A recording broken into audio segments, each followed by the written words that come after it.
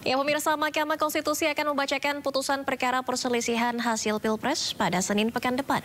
Seperti apa putusan MK nantinya, seberapa kuat pula kesimpulan sidang yang telah diserahkan para pihak pemohon untuk mempengaruhi putusan ini. Untuk membahasnya sudah bergabung bersama kami, tim hukum Amin, Ari Yusuf Amir, dan juga tim hukum Prabowo Gibran, Nikolai Aprilindo, kemudian tim hukum dari Ganjar Mahfud, Duk Ari Widakdo, dan pakar hukum tata negara Bivitri Susanti. Saya sapa terlebih dahulu. Selamat malam semuanya. Selamat malam. Baik, terima kasih sudah bergabung di Sindo Prime. Saya ke Bang Ari terlebih dahulu dari Timnas Amin. Bang Ari, dari pemohon 01 sendiri, apa inti kesimpulan yang diserahkan tim hukum Amin pada hari ini dan seberapa kuat nantinya tim hukum Amin optimis ini bisa mempengaruhi hasil ataupun putusan dari Mahkamah Konstitusi pekan depan? Ya, terima kasih Valerin. Yang kami sampaikan hari ini adalah rangkuman semua dari fakta-fakta persidangan kita. Di situ kita telah mendengarkan saksi-saksi, kita juga telah mendengarkan ahli, kita juga telah menghadirkan bukti-bukti. Ratusan bukti telah kita hadirkan di sana, bahkan tadi juga kita tambahkan lagi bukti-buktinya. Nah, di sana dalam persidangan itu telah diperiksa.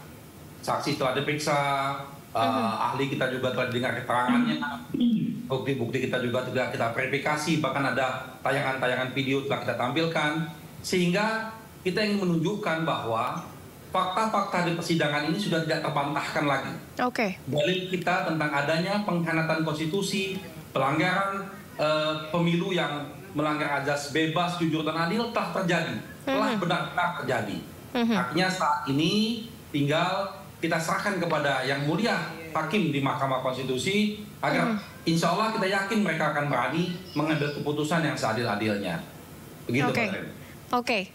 Dalam petitum ini kan dari Timnas Amin sendiri meminta pemilu ulang, begitu, mendiskualifikasi pasangan dari Prabowo Gibran, ataupun juga ini kemudian dalam petitumnya menganggap bahwa pencalonan dari Gibran Rakabuming ini tidak sesuai prosedur ataupun cacat begitu. Nah, apakah Anda yakin dari barang bukti yang disampaikan hari ini dan juga kesimpulan yang sudah disusun oleh tim hukum Amin nantinya ini akan dikabulkan oleh MK petitum Anda? Iya, kami sangat meyakini sekali. Karena dalam proses persidangan, kalau kita menyimak persidangan dengan baik, tidak tidur dalam proses persidangan, kita lihat bagaimana proaktifnya para majelis hakim untuk mendalami apa fakta-fakta yang kami sudah sampaikan. Misalnya contoh tentang pembagian bansos. Di situ serius sekali majelis hakim menggali itu. Bahkan mereka memanggil para menteri yang terkait dengan itu.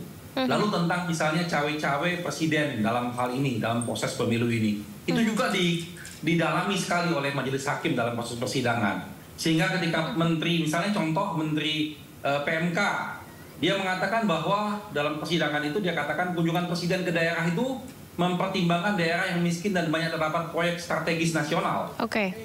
Fakta yang terjadi, presiden tidak mengunjungi banyak daerah miskin dan rentan pangan. Hampir seluruh atau 98 dari 100 daerah dengan indeks kerentanan pangan terburuk tidak dikunjungi oleh presiden. Itu fakta. Sehingga kesimpulannya, keterangannya Pak Muhajir yang tidak sesuai dengan fakta itu membuktikan bahwa kemiskinan dan PSN hanya dalih untuk mengkamuflase kunjungan presiden itu. Sebetulnya untuk melakukan dukungan kepada paslon 02. Lalu keuangan juga di situ. Banyak sekali fakta-fakta yang digali oleh majelis hakim. Lalu mereka mengkantar fakta-fakta yang disampaikan oleh para menteri tersebut. Dari pemohon 03 Bang Duk Ari, ini apa inti dari kesimpulan tim hukum Ganjar Mahfud hari ini yang sudah diserahkan dan juga barang bukti tambahan? Iya, terima kasih Mbak Valerie. Kami juga telah mengajukan tadi kesimpulan yang pada intinya sesuai dengan apa yang kami dalilkan di awal, ya, bahwa telah terjadi nepotisme yang terkoordinir yang dilakukan oleh Jokowi, kemudian terjadinya pelanggaran prosedur dalam hal pencalonan Gibran, ya, kemudian intimidasi dan sebagainya, dan hal ini terkonfirmasi dengan saksi-saksi yang sudah kami hadirkan.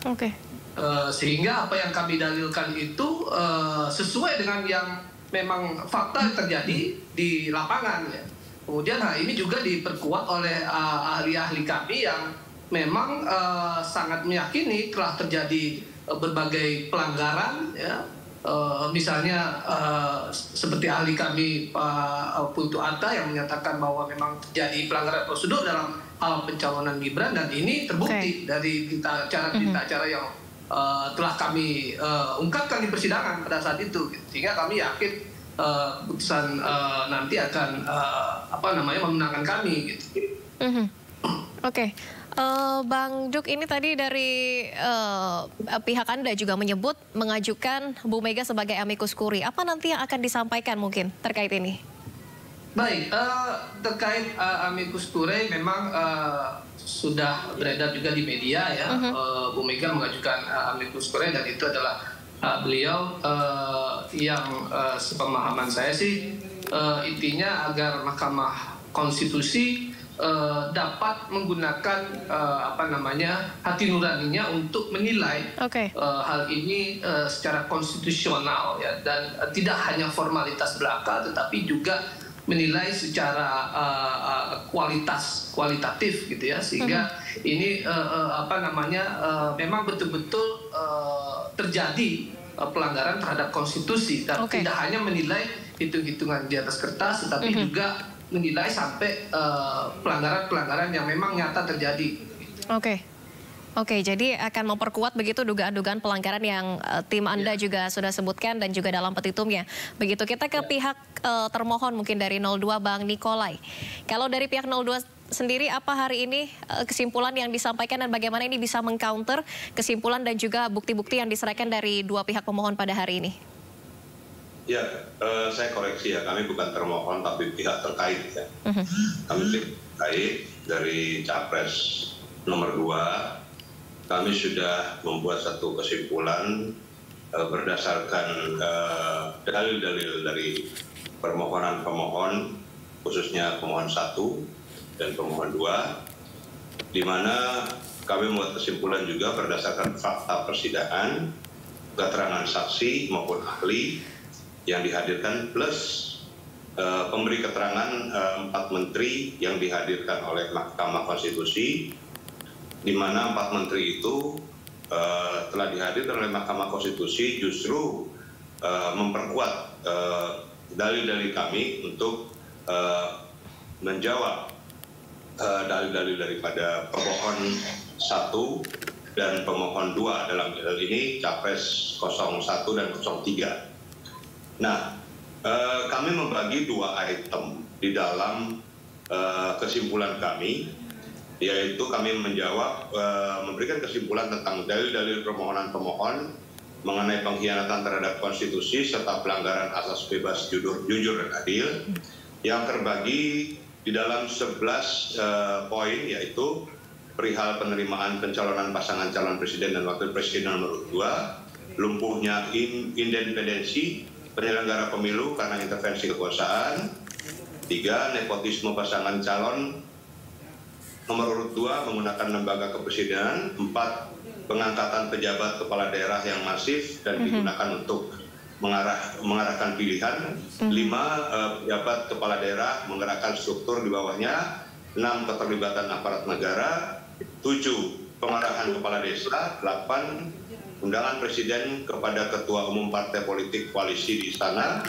9, intervensi ke Mahkamah Konstitusi, 10, penyalahgunaan bansos dengan melanggar Undang-Undang APBN dan dampaknya bagi perolehan suara pasangan calon nomor urut 2, 11, kenaikan gaji dan tunjangan penyelenggara pemilu di momen kritis.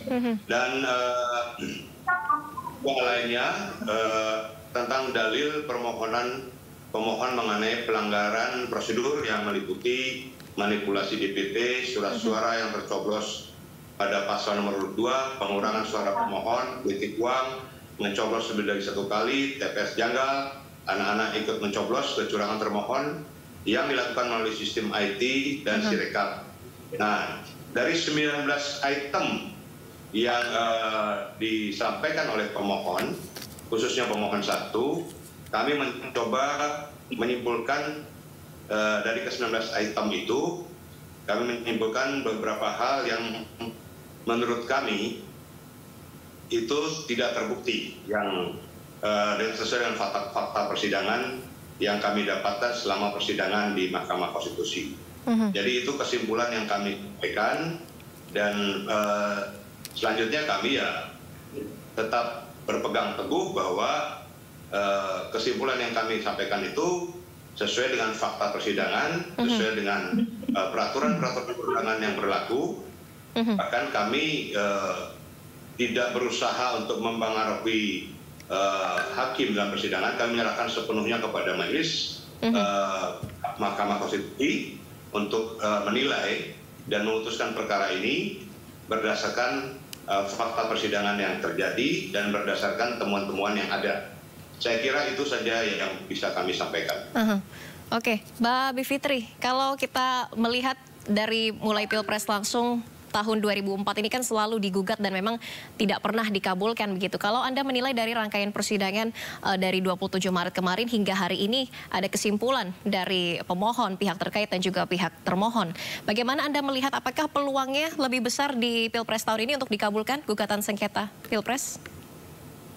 Ya, karena menurut saya sih tetap besar, Mbak. Karena memang yang harus dipahami ketika hakim mengambil suatu putusan bisa jadi karena mereka tidak teryakinkan pada 2004, 2009, 2014, 2019. Jadi putusan hakim nanti pada akhirnya tergantung pada apakah para pemohon mampu untuk meyakinkan para hakim. Nah, dalam pengamatan saya selama masa persidangan berlangsung, sebenarnya saya tidak bisa bilang akan sama persis putusannya seperti 2019 juga 2014 yang ditolak semuanya gitu. Kenapa? Karena begini, pemirsa semuanya, pokoknya orang yang menonton proses di Mahkamah Konstitusi memang tidak bisa membaca dan menonton sepotong-sepotong. Yang terjadi kan sekarang karena dunia media sosial ya, itu seringkali hanya potongan ini, potongan itu. Sebenarnya yang hakim akan cari adalah yang kita seringkali sebut dengan circumstantial evidence. Jadi mereka mungkin tentu saja misalnya ya 4 orang menteri itu tidak akan yakin, sekali saya dari awal nggak akan bilang iya nih Pak Jokowi salah. Tentu saja dia nggak akan begitu. Tapi ada hal-hal yang sebenarnya hakim bisa menyimpulkan. Misalnya ketika Ibu Risma bilang, oh saya memang seperti tidak menjawab ya waktu ditanya misalnya kapan sih seorang menteri itu terjun langsung untuk memberikan bantuan sosial. Dia bilang saya akan terjun langsung kalau ada ini. Si hakim tentu saja tidak akan mengejar, jadi kemarin salah ya, tidak mengejar begitu, tapi barangkali di kepalanya sudah tergambar kesimpulan, oh berarti kemarin itu, oh aneh, ada menteri-menteri yang turun langsung, tapi sebenarnya tidak ada masalah seperti yang digambarkan oleh Ibu Risma.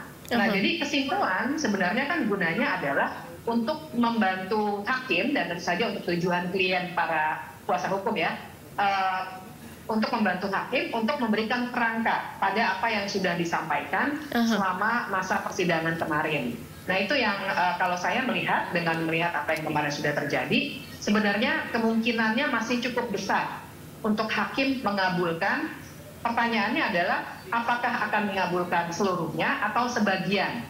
Kalau sebagian yang mana yang akan dikabulkan? Saya masih punya keyakinan itu, Mbak. Oke, jadi peluangnya cukup besar untuk gugatan sengketa Pilpres tahun ini. Mbak Bivitri, kalau kita melihat ini kan juga pemanggilan 4 menteri di 5 April kemarin, ini merupakan suatu terobosan bisa dikatakan begitu. Karena dalam persidangan sengketa Pilpres sebelumnya belum pernah ada pemanggilan pejabat terkait untuk masalah sengketa Pilpres. Apakah ini artinya bahwa MK juga saat ini sudah bisa mendalami lebih dari persoalan dari perselisihan hasil pemungutan suara saja, namun juga bisa mengadili terkait dengan kecurangan pemilu?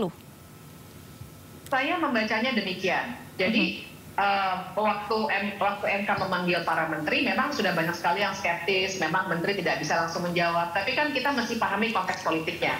Tapi bahwa mereka berani untuk pertama kali langsung memanggil menteri, artinya paling tidak setengah dari argumen para, maaf ya agak putus sedikit, paling tidak setengah dari argumen para pemohon 01 dan 03, nama paslonnya saja yang saya sebutkan ya, bukan nama perkara, itu artinya sudah masuk kepada kepala hakim sehingga mereka teryakinkan untuk, oh kalau gitu mari kita tanya, kita minta keterangan dari para menteri. Karena menurut saya yang juga membuat saya merasa bahwa kemungkinannya masih besar, pola atau konstruksi hukum yang didalilkan oleh 01 maupun 03 ini beda dengan yang didalilkan pada 2019 maupun 2014. yang didalilkan bukan semata-mata PSN-nya itu sendiri, tapi lebih dari itu soal pelanggaran konstitusional, hal-hal lain yang di titik itu menurut saya hakim mulai tertarik, makanya ia menggunakan kewenangannya untuk memanggil para menteri, Mbak. Oke. Baik, terkait dengan TSM ini mungkin kembali ke pemohon 01, Bang Ari. Ini juga sempat ditanyakan di momen salah satu persidangan oleh kuasa hukum pihak terkait, Bang Oto kalau tidak salah. Sebetulnya kalau dari pihak 01 sendiri menilai jika tidak ada dugaan-dugaan kecurangan TSM yang disebutkan, berapa seharusnya perolehan suara yang diperoleh oleh paslon Anda? Begitu, apakah dari pihak internal Timnas Amin sendiri bisa mengkonversikan kalau tidak ada kecurangan ini seharusnya suara yang Anda dapatkan berapa? Apakah bukan 40 juta? 24,95% itu? Oh ya tentu Mbak, tentu kalau tidak ada kecurangan yang begitu terstruktur dan sistematis dan masif ini, tentu tidak akan satu putaran. Itu semua penilaian semua akan begitu. Dan angka-angka baik kami dari 01 maupun 03 pasti tidak serendah ini. Situasinya berbeda. Tetapi adalah hal yang menarik apa yang disampaikan oleh Mbak Bivitri tadi, bahwa kehadiran menteri-menteri tadi sudah menunjukkan keseriusan dari hakim untuk menggali lebih dalam. Memang betul bahwa kita tidak berharap banyak karena kami tidak diberikan kesempatan untuk berkomunikasi dengan para menteri tersebut. Jadi hakim akan bertanya dengan pertanyaan-pertanyaan yang standar, lalu mereka menggalinya, tapi mereka tidak akan memberikan pernyataan yang kira-kira apakah statementnya menteri itu benar atau tidak. Tapi dari fakta, misalnya Menteri Keuangan, dia mengatakan kenaikan realisasi bansos di Januari 2024 itu disebabkan rendahnya realisasi bansos di 2023 karena adanya penataan data di awal tahun oleh Kemensos. Nah, sederhana sekali kita bisa melihat fakta. Realisasi bansos pada Januari 2024 itu naik drastis. Bukan hanya dibandingkan 2023, tapi juga dibandingkan dengan Januari 2022 di saat tidak ada penataan data oleh Kemensos. Nah, kalau kita lihat realisasi bansos yang melonjak drastis itu, Januari 2022 itu 3,52 triliun. Januari 2023 3,88. Nah, Januari 2024 12,45. Bayangkan kenaikannya itu luar biasa. Ini data. Ini nggak ada bisa. Kalau misalnya kami diberikan kesempatan pada waktu itu, kami akan hadirkan data ini untuk mengklarifikasi. Jadi kesimpulannya, Mbak, keterangan Menteri Keuangan yang membatasi perbandingan data hanya pada Januari 2023 dan Januari 2024 menutup upaya untuk mengkamuflase fakta yang sebenarnya. Seperti yang dikatakan Pak Bivitri tadi. Jadi mereka hanya memberikan keterangan yang normatif, yang kira-kira tidak memojokkan presidennya. Tapi seandainya kita diberikan kesempatan, kita hadirkan fakta ini, nah nanti situasinya berbeda. Nah, fakta-fakta ini kami masukkan dalam kesimpulan. Kami hadirkan fakta-fakta ini, semua statement-statementnya menteri-menteri tersebut yang tidak berbeda dengan fakta yang terjadi, kami masukkan dalam kesimpulan, lalu kami jawab ke sana. Nah, sehingga nanti harapan kita, hakim bisa membaca, karena data ini data resmi. Data-data resmi yang kita ajukan dengan lampiran bukti-buktinya, kita tambahkan bukti-bukti di sana, sehingga betul terjadi kenaikan bansos yang luar biasa, anggaran bansos itu luar biasa, dan pembagian bansos yang betul-betul tidak ada perencanaannya. Sebetulnya tadi yang disampaikan oleh Mbak Bivitri, Menteri Sosial mengatakan, saya tidak terlibat dalam pembagian bansos, kalau saya bagi bansos saya transfer langsung, tidak pernah saya kasih cash, kata dia. Itu dia tidak mengatakan bahwa yang dibagi kemarin itu salah, tapi dia katakan bahwa dia tidak pernah melakukan itu. Artinya ini ada kepentingan politisasi bansos untuk kepentingan paslon tertentu. Seperti itu contohnya, Mbak Valeri. Dari pemohon 03, Bang Duk Ari, tanggapan Anda bagaimana kalau tadi Mbak Bivitri menyampaikan bahwa nampaknya memang Mahkamah Konstitusi di sengketa Pilpres tahun ini mulai tertarik untuk menggali lebih dari persoalan perselisihan suara saja begitu, namun juga kepada kecurangan TSM yang juga masuk ke dalam petitum pemohon 01 dan juga 03. Tanggapan Anda bagaimana? Iya betul Mbak Valeri. Jadi memang hakim sekarang sudah mulai menggali lebih dalam gitu ya, fakta-fakta yang terjadi gitu. Dan kita juga perlu lihat ke belakang terkait putusan 85 2022 juga. Di situ juga MK saat ini lebih rezim pilkada itu sudah sama dengan rezim pilpres atau pemilu sekarang gitu. Sehingga memang apa yang menjadi pelanggaran TSM pada pilkada ini yang kemudian oleh hakim-hakim MK diadopsi di dalam proses persidangan Mahkamah Konstitusi ini. Gitu.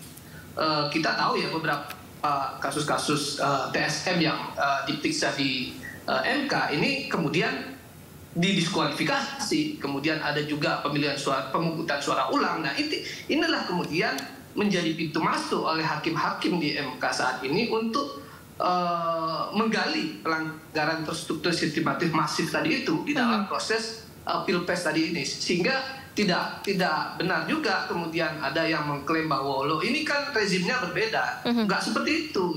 Jadi MK sekarang sudah mulai progresif, sudah mulai bisa masuk ke ranah yang lebih substansi lagi gitu, tidak seperti sebelum-sebelumnya gitu. Makanya sekarang di dalam saya sendiri pernah menanyakan di pasal 286 bahwa bagaimana ketika TSM itu dilakukan oleh orang yang di luar dari pasangan calon, dari tim pemenangan, tim kampanye.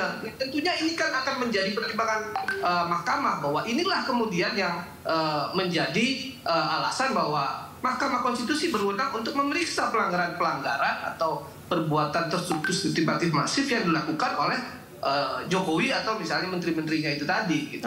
Ini yang kami lihat, Mbak. Oke, baik. Kita masih akan melanjutkan dialognya usai jeda berikut. Pemirsa, tetaplah di Sindo Prime. Kembali di Sindo Prime pemirsa, dan kita akan kembali melanjutkan dialog pada malam hari ini bersama sejumlah narasumber kami. Saya kembali ke Mbak Bivitri terlebih dahulu. Mungkin Mbak Bivitri, kalau tadi Anda menyebut Anda melihat ada peluang besar bahwa pada tahun ini nampaknya gugatan sengketa Pilpres berpeluang akan dikabulkan begitu. Namun dari prediksi Mbak Bivitri sendiri, apakah ini akan dikabulkan sebagian atau bagaimana nanti prediksinya? Kalau melihat dari rangkaian persidangan, kemudian juga tadi yang disebutkan dengan pemanggilan 4 menteri di persidangan yang merupakan terobosan. Karena nampaknya MK saat ini sudah semakin progresif, tidak terpaku pada perselisihan hasil perolehan suara saja begitu. Ya, kalau prediksi pastinya pasti akan sulit ya, karena kan dinamikanya banyak sekali. Saya bisa bicara dari aspek penalaran hukum, tapi kita juga paham bahwa hakim MK juga akan memutus berdasarkan pertimbangan-pertimbangan yang sifatnya non-hukum. Nah, itu yang kita nggak bisa raba. Saya sendiri nggak punya informasi yang cukup untuk itu. Tapi kalau dilihat kemungkinannya, saya kira begini, kita harus melihat satu dari kemungkinan pertama, kalau misalnya harapannya hanya sebatas penalaran hukum, pertimbangan hukum yang baik, saya yakin sekali MK yang sekarang akan memberikan uraian yang baik sekali. Ya, mudah-mudahan ini jadi terobosan. Nah, pertanyaannya adalah amar putusannya nanti apa? Mengabulkan sebagian atau seluruhnya? Kalau mengabulkan baik sebagian, apalagi seluruhnya, itu memang membutuhkan keberanian yang luar biasa, judicial activism yang luar biasa dari 8 hakim Mahkamah Konstitusi itu. Nah, itu yang saya masih belum bisa meraba karena faktor non-hukumnya saya belum punya cukup info. Aspek keduanya adalah kalau kita baca dari komposisi hakim. Komposisi hakim itu sekarang kalau kita patokannya adalah putusan 90, kan ada 3 berarti yang berbeda ya. Pak Anwar Usman tidak ikut, kemudian sudah diganti itu 2 orang, Pak Sultani sekarang dan Pak Ridwan Mansur. Jadi sudah ada perubahan begitu ya. Nah, kalau membaca faktor itu, maka saya kira kemungkinan perhitungan dari 8 jumlah hakim itu cukup kuat. Kalaupun terjadi 4-4, jangan lupa maksud saya Soehartoyo sebagai ketua Mahkamah Konstitusi itu punya 2 suara ketika jumlah hakimnya 8 gitu. Jadi dengan pertimbangan itu saya kira kalau saya sih masih menghitung 50-50 ya dengan faktor yang tidak bisa saya baca.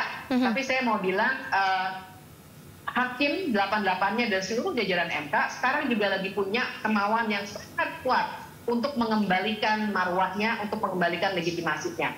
Nah itu saya anggap sebagai dorongan positif untuk MK. Makanya saya masih bisa bilang kalau mereka berani dan faktor non-hukumnya bisa kita relate, sebenarnya saya cukup yakin mereka bisa mengabulkan permohonan kali ini, tahun ini. Oke, baik. Bang Nikolai, mungkin tadi disebutkan Mbak Bivitri ini ada peluang yang cukup besar dan nampaknya ada dorongan yang cukup kuat juga agar untuk MK bisa mengembalikan marwahnya. Begitu. Kalau dari Bang Nikolai sendiri, dari pihak terkait, ini bagaimana penilaiannya? Tadi juga sudah disebutkan kalau nampaknya dengan pemanggilan 4 menteri, MK saat ini sudah tidak lagi gugatan PHPU ini terkait dengan perselisihan perolehan suara saja begitu, namun juga bisa lebih dari itu. Sementara dari pihak Anda menilai, sempat menyebutkan juga bahwa gugatan ini salah kamar, seharusnya ke Bawaslu dan lain sebagainya. Sementara tadi ini mungkin bisa dikatakan dibantah oleh pihak pemohon dan juga tadi dari Mbak Bivitri sendiri kalau berbicara hukum tata negara. Tanggapannya Bang Nikolai? Jadi gini, kalau saya sih berpatokan pada saat sidang terakhir ya, ketika kami menanyakan kepada pemohon tentang jumlah suara yang sebenarnya pemohon, menurut pemohon berapa, dan yang seharusnya oleh KPU ditetapkan berapa. Nah, situ pemohon mengatakan bahwa pemohon tidak mempersoalkan tentang perselisihan hasil perolehan suara itu, tapi hanya mempersoalkan tentang adanya beberapa dugaan pelanggaran-pelanggaran yang dianggap dapat mendiskualifikasi pihak terkait yang dilakukan dalam pemungutan suara. Nah, kalau kita melihat bahwa ketentuan Undang-Undang Nomor 7 Tahun 2017 tentang pemilihan umum sebagaimana telah diubah dengan Undang-Undang Nomor 7 Tahun 2023 tentang penetapan peraturan pemerintah pengganti Undang-Undang Nomor 1 Tahun 2022 tentang perubahan atas Undang-Undang 7 Tahun 2017 tentang pemilihan umum, Yungto Peraturan Mahkamah Konstitusi Nomor 4 Tahun 2023 tentang tata beracara dalam perkara perselisihan hasil pemilihan umum Presiden dan Wakil Presiden sebagaimana telah diubah dengan Peraturan Mahkamah Konstitusi Nomor 2 Tahun 2024 tentang perubahan atau Peraturan Mahkamah Konstitusi Nomor 4 Tahun 2003 tentang tata cara dalam perkara perselisihan hasil pemilu Presiden dan Wakil Presiden atau PMK Nomor 4 Tahun 2023 sebagaimana telah diubah dengan PMK Nomor 2 Tahun 2024. Saya rasa bahwa Hakim Mahkamah Konstitusi itu akan berpegang teguh kepada peraturan yang mereka buat sendiri dalam PMK tersebut yang sebagai hukum acaranya. Nah, hukum acara ini sebagai suatu landasan untuk memeriksa perkara ini sendiri. Jadi kalau bagi kami tetap berkeyakinan bahwa kesimpulan kami bahwa Mahkamah Konstitusi dalam ini Hakim Mahkamah Konstitusi dia tidak mungkin melari dari hukum acara yang dia buat sendiri. Dan kemudian juga kalau mau melakukan penemuan hukum atau terobosan hukum itu harusnya apabila tidak ada ketentuan yang mengatur atau hukum acara yang mengatur, baru hakim bisa melakukan terobosan hukum. Jadi saya pikir bagi kami adalah kami menyerahkan sepenuhnya kepada majelis hakim untuk memutus perkara ini sesuai dengan fakta-fakta yang ada pada persidangan berupa keterangan ahli, keterangan saksi, dan nomenklatur daripada Undang-Undang 7 Tahun 2017 ini hanya pada proses perolehan suara atau perselisihan perolehan suara. Jadi tidak lari dari itu. Sedangkan untuk pelanggaran-pelanggaran yang disebutkan oleh pemohon 1 dan pemohon 2 dalam hal ini Capres 01 dan Capres 03 itu adalah ranah dari Bawaslu yang seharusnya terlebih dahulu harus diperiksa di Bawaslu. Saya kira itu. Jadi bagi kami kami tetap percaya bahwa Mahkamah Konstitusi akan on the track, akan tetap berpedoman atau berpegang pada hukum acara yang mereka buat sendiri dalam peraturan Mahkamah Konstitusi nomor 2 tahun 2024. Saya kira itu, Mas. Baik. Kembali ke Bang Ari Yusuf, mungkin kalau tadi dari Bang Nikolai sendiri masih tetap optimis bahwa MK akan on the track. Artinya PHPU ya tentang perselisihan perolehan suara, tapi tidak bisa mengabulkan ataupun juga ini memeriksa perkara terkait dengan dugaan kecurangan pemilu karena ini merupakan ranah dari Bawaslu. Ada yang ingin ditanggapi terkait pernyataan ini? Ya, pertama kita harus memaknai pasal-pasal dalam undang-undang itu secara utuh, jangan terpotong-potong. Lalu yang kedua, kita sudah jelaskan, tidak ada hukum acara yang kita langgar. Semua dengan hukum acara yang benar kita lalui. Dan yang ketiga, kita bisa menyimak proses persidangan. Apakah dalam persidangan hakim mendalami tentang hal-hal teknis tadi yang seperti disebutkan tadi oleh Pak Nicholas? Ternyata kan tidak. Dalam persidangan hakim lebih menggali substansinya masalah. Ya, bagaimana hakim mengejar tentang bansos, dia mengejar tentang penggerakan aparat atur negara, penyelenggara pemilu yang tidak menunjukkan sikap netralnya, Bawaslu yang tidak tanggap terhadap laporan-laporan, itu kan digali oleh hakim. Sehingga kalau kita melihat sidang secara utuh, kita melihat hakim sudah tidak mempermasalahkan itu lagi. Apa yang disampaikan oleh kawan-kawan dari pihak terkait itu sama sekali tidak pernah dibahas. Jadi saya pikir itu sudah lewat masa itu. Sekarang tinggal apa yang disampaikan oleh Mas Duke dan Mbak Fitri tadi adalah sekarang sudah bicara tentang hal yang lebih kualitatifnya. Dengan sikap hakim-hakim majelis yang mulia ini, mereka lebih progresif dalam menangani perkara ini, jauh lebih dibandingkan 5 tahun sebelumnya, ya, sangat progresif sekali. Dan tentunya kami sangat meyakini pilihannya cuma 2. Kita dikabulkan semuanya atau dikabulkan sebagian. Insya Allah cuma itu, insya Allah. Oke, baik. Dari pemohon 03, Bang Duk Ari, ini mungkin ada yang ingin ditambahan dari pernyataan tadi dari Bang Ari Yusuf dari 01, sendiri masih optimis, ya pilihannya cuma 2. Kalau tidak dikabulkan sebagian, dikabulkan seluruhnya begitu. Dari pemohon 03 sendiri, seperti apa tanggapannya? Terima kasih. Saya sepakat dengan senior saya ini Bang Ari Yusuf Amir. Ya, memang kita tidak ada yang dilanggar. Hukum acara kita lalui semua dan ini tinggal bagaimana keyakinan hakim menilai pelanggaran-pelanggaran itu. Kami bahkan di persidangan faktanya saksi kami telah melaporkan ke Bawaslu terkait pencalonan Gibran, tetapi Bawaslu juga tidak tidak memproses lebih lanjut. Lantas kami harus kemana? Gitu. Kemudian di pemilu-pemilu sebelumnya Presiden tidak pernah cawe-cawe.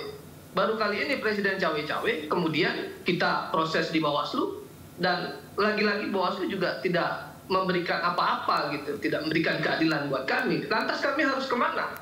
Nah, inilah kemudian yang menjadi kekosongan yang oleh hakim menjadi pintu masuk untuk melakukan penerobosan hukum, penemuan hukum, bahwa memang cawe-cawe atau nepotisme yang terkoordinir yang dilakukan oleh Presiden ini menguntungkan 02, dan inilah yang kemudian kita meyakinkan hakim bahwa ini terjadi dan ini merugikan 01 dan 03, dan kami yakin bahwa jika ini tidak dikabulkan seluruhnya, mungkin ini dikabulkan sebagian gitu. Oke. Baik, kita sama-sama menantikan bagaimana nantinya putusan Mahkamah Konstitusi terkait gugatan sengketa Pilpres 22 April nanti. Dan terima kasih banyak sudah bergabung dalam dialog di Sindo Prime. Baik. Mungkin saya hanya ingin menyampaikan, Silakan, Bang. Apapun hasil dari Mahkamah Konstitusi, kita nantinya pada tanggal 22, setelah tanggal 22 April, bagaimanapun kita sesama warga negara, sesama anak bangsa, putra putri pertiwi, kita rekonsiliasi nasional, kita guyup, karena setiap 5 tahun pasti permasalahan ada. Oleh karena itu sebenarnya sistem pemilu ini harus kita perbaiki, aturan-aturan mengenai pemilu ini harus kita perbaiki bersama, supaya dapat memenuhi segala keinginan dari berbagai pihak, untuk dapat mewujudkan negara demokrasi yang betul-betul demokrasi berdasarkan Pancasila. Jadi bukan demokrasi liberal, tapi berdasarkan Pancasila, di mana asas musyawarah mufakat merupakan kunci dari semuanya. Saya kira itu kita guyup untuk membangun bangsa dan negara ini demi keutuhan negara kesatuan Republik Indonesia. Saya kira saya sepakat dengan apa yang disampaikan oleh Pak Nikolai. Kita harus tetap bersatu, itu hal yang penting. Tapi kita tidak boleh mentoleransi kecurangan. Demokrasi harus berjalan dengan baik di negara ini, dan kecurangan jangan boleh ditoleransi. Jadi kita tetap baik, tapi kecurangan harus kita lawan. Makasih. Ya, itu memang betul. Jadi dari tahun 2014, 2019 kan kita kita khususnya waktu itu sebagai pendukung Prabowo, kita mengalami hal itu. Siap. Dan kita selalu mengatakan itu kecurangan. Tapi yang perlu kita perbaiki adalah sistem pemilu ini dengan peraturan perundang-undangnya yang betul-betul komprehensif. Saya kira itu. Jadi kecurangan apapun itu perlu diperbaiki melalui sistem. Ya. Baik. Sistem dan orangnya, Pak. Tapi Sistem dan pelakunya. Saya kira itu. Baik, artinya nanti apapun hasilnya 22 April apa yang diumumkan oleh Mahkamah Konstitusi, apakah sengketa Pilpres dikabulkan sebagian ataupun ditolak dengan catatan, apapun itu hasilnya ini harus diterima dengan legowo, dengan lapang dada begitu ya Bapak-Bapak. Dan nantinya kekurangan dalam sistem demokrasi kita juga ke depannya bisa diperbaiki. Terima kasih banyak Bang Ari Yusuf Amir dari Tim Nasional Anies Mohaimin, Bang Nikolai Aprilindo dari Tim Hukum Prabowo Gibran, kemudian juga ada Bang Duk Ari dari Tim Hukum Ganjar Mahfud, dan tadi juga sudah bergabung Mbak Bivitri Susanti, pakar hukum tata negara. Terima kasih semuanya telah bergabung di Sindo Prime malam hari ini. Salam sehat, selamat malam semuanya. Selamat malam, Merdeka.